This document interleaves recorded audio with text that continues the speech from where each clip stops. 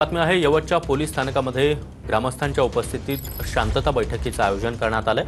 सकाळी 10 वाजता या बैठकीचं आयोजन करण्यात आलेलं आहे। यवतमध्ये सकाळी 6 ते 11 दरम्यान जमावबंदीमध्ये शिथिलता असणार आहे। आढावा घेतला आमच्या प्रतिनिधींनी, पाहूया। दौंड तालुक्यातील यवत या गावामध्ये 1 ऑगस्ट रोजी 2 गटांमध्ये तेढ निर्माण झाला होता। त्यानंतर मोठ्या प्रमाणात दगडफेक असेल किंवा जाळपोळ झाली होती। त्यानंतर साहजिकच पोलिसांकडून 1 ऑगस्ट पासून जमावबंदीचे आदेश देण्यात आले। खऱ्या अर्थाने नागरिकांच्या मोठ्या यामुळे अडचणी निर्माण झाल्या आणि पोलिसांकडून गेल्या 2 दिवसांपासून जमावबंदीचे आदेश हे शिथिल करण्यात आलेले आहेत। आपण पाहू शकता की आज सकाळी 6 वाजल्यापासून 11 वाजेपर्यंत एकंदरीत ही बाजारपेठ ही खुली राहणार आहे।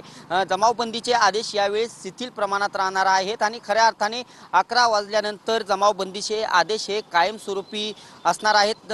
पोलिसांचा देखील बंदोबस्त हा बाजारपेठेच्या एरियामध्ये चोख ठेवण्यात आलेला आहे। रहदारीच्या ठिकाणी देखील पोलिसां मोठ्या प्रमाणात तैनात करण्यात आलेले आहेत। एकंदरीतच आज सकाळी 10 वाजता दौंड पोलीस स्टेशनकडून शांतता बैठकीचं आयोजन करण्यात आलेलं आहे। या शांतता बैठकीसाठी ग्रामस्थ तसेच पोलीस आणि पत्रकार देखील उपस्थितीत राहणार आहेत। नागेश मर्डेसह मी दीपक कापरे, TV9 मराठी, यवत।